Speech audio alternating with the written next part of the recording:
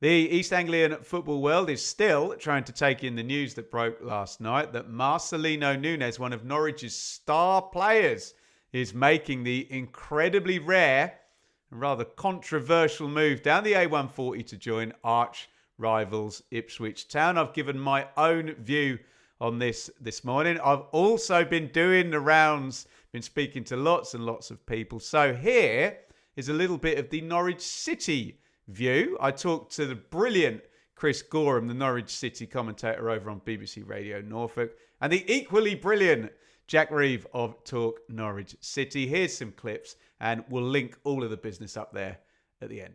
From your end of things, from Suffolk, Benjamin, has this come as much of a shock, as much as a transfer bombshell as it has in Norfolk? Nobody was expecting it here.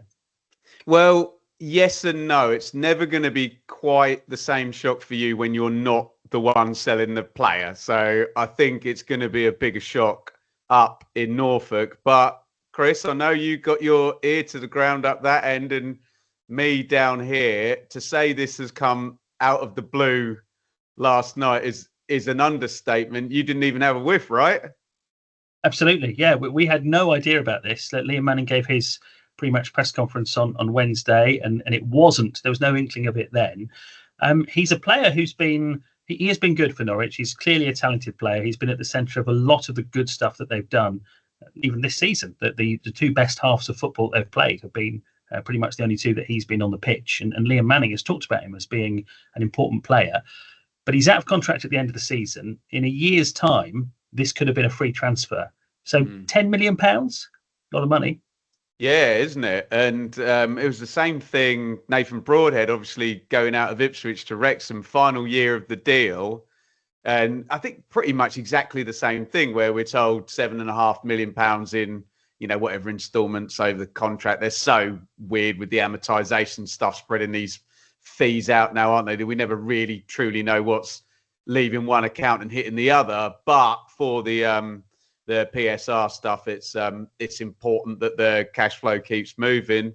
But it goes into that conversation about the evil parachute payments again, that if you have been relegated from the Premier League and it is maybe £2.5 million a year on your balance sheet, yes, it feels like a big transfer fee, but if you win promotion back to the Premier League with this player helping you, then it's context, isn't it? The spend will be seen as a good one. And I'll put a question to you, Chris. If it means you get to keep your big hulk of a striker who seems to score in every single game, then is that bad a thing? Yeah, we were imagining what the reaction might have been if this very transfer had involved Josh Sargent rather than Marcelino Nunez, because I think Ipswich have been linked with various strikers over the summer, haven't they? Yeah, I'm sure most Championship clubs would be very happy if they were signing Josh Sargent. Yeah, I think that's it. I think that again, it is context, isn't it? Josh Sargent has still got 3 years left on his contract, so there was already a feeling that it was going to take a huge amount of money to take him away from Norwich City this summer for the deal to be deemed acceptable by the club. And things have changed a bit at Norwich over the last few months with the takeover from what's called the Norfolk Holdings Group, Mark Atanasio, the American businessman who is the front man of that. So Norwich have had a rare summer where, they've sold Borja Sainz, but they've not had to sell before they could buy. They've been able to bring 11 players. And there was a back end payment for Johnny Rowe came in as well, wasn't there? Is that right? Yes, just in the last week that they've been boosted by that as well. So it's been a slightly different summer. They've gone out and done their business in proactive fashion. They've signed 11 new players without the need for having to sell first. Now all eyes have been on Josh Sargent. That's the big one. He's the player above anything else this transfer window that Norwich City supporters are desperate to keep. It's a Chilean player transferring between two American-owned clubs. Is that just where we are now? Well, I think sadly, yes. Would this have happened under the Delia Smith regime? Potentially not. I think there was probably a lot more emotion attached. I think the one key bit of context here is, I don't think this was pushed through by the ownership group at Norwich City. They were more than willing to let his contract run out and let him go. How much did you sign him for, Jack? It was about £3 million, I think. Oh, okay. So not a huge amount. So on paper, this is and he's been. This would be his third season. No, a few more than that. Oh, really? He came with the other Brazilian lad, didn't he? Who went off to just before Sarah, I think. So I think he's done like 4 seasons potentially. Okay. So yeah, we've made good money on him. I think for me, Ben, there's a few things. We're selling to put the badges aside. We're selling to a direct rival in this division. One of our best players. You predicted it. I predicted it. I think we'll both be up there this season. At least I did. I did 3 weeks ago. The ball was in our court in terms of we don't necessarily need the money. Does an upfront £7.5 million PSR position good? Yeah, it's always been pretty good at Norwich, hasn't it? Good. There's not a need to sell, and particularly now with the American ownership, and it comes so late in the window that we're not going to be able to make a direct replacement. Yes, we're signing Pal Matson, but he's kind of more of a number 6. He's certainly not a creative midfielder. And the 2 games where Marcelino Nunez hasn't played this season, where he's been injured, and we'll get on to his injury concerns, we have looked a far worse team. So you've got that. Norwich will be a worse team without Marcelino Nunez. And then you put into, we are, from a PR perspective, this is a complete and utter car crash. And you just layer huge amounts of pressure on. If you're Ben Napper and if you're Liam Manning, who would have given this the green light, you now have a huge amount of ground to make up before you've even started. We're only just over a month away from the first East Anglia derby, aren't we, at Portman Road? I'm sure Norwich fans will turn up with their toy snakes and whatever else to try and just hype up the atmosphere as if it needed it. But he got the winning goal in the last one. And if Ipswich get a free kick 25, 30 yards from goal, there will be no Norwich City supporter who'll be watching that without their hands over their eyes, I can tell you. Oh, Chris, come on, you've got to tell us what you're going to be commentating on that game. Have you thought about what your line is going to be as the players are coming out? I'm sure you're going to be mentioning Nunez, aren't you?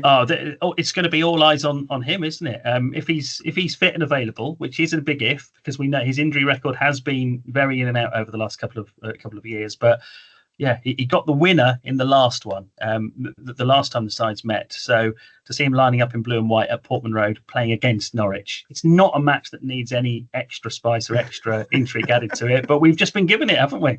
I can't wait to hear what you come up with, mate. I really can't wait to hear. And yeah, like you say, as if it needed any spice anyway. And I'm always a staunch, advocate of East Anglian football, and people just don't understand, do they? They give me all this nonsense about, oh, look at the distance between the towns. I'm like, yeah, you've got a county versus a county, and nobody supports anybody else. And yeah, this transfer, could go down into the folklore of that rivalry for years to come.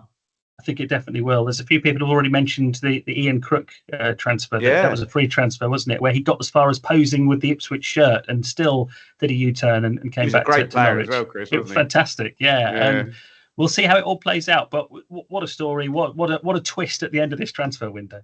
I mean, I think if this was the other way round, I would be laughing at. So imagine you'd got promoted and this was Liam Delap. You'd done the 30 million release clause. Oh yeah, you're absolutely, you're joyous, aren't you?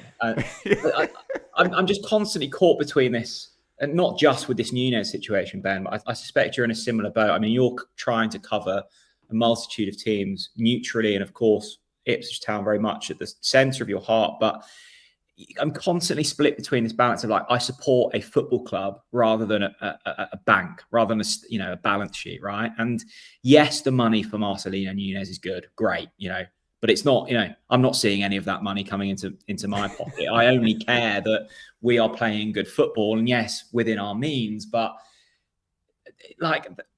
sometimes I'm like, okay, yeah, we've done a really good deal there, and we've progressed them, and we found a gem and sold it for more, and that's happened with Maddison and Murphy's along the line, whoever it may be, Ben Godfrey. But ultimately, Godfrey mention. There you go. There you go. Yeah, that will unlock some trauma for you. It's we support football clubs, and these deals hurt when you dig down. We have lost one of our best players to our rival. It's as simple as that. We have lost a player that we thought understood Norwich City, and has actually just gone, I don't care about you. I don't care about my teammates. I don't care about the fans. I'm off. See you later. And that hurts. That hurts. Yeah.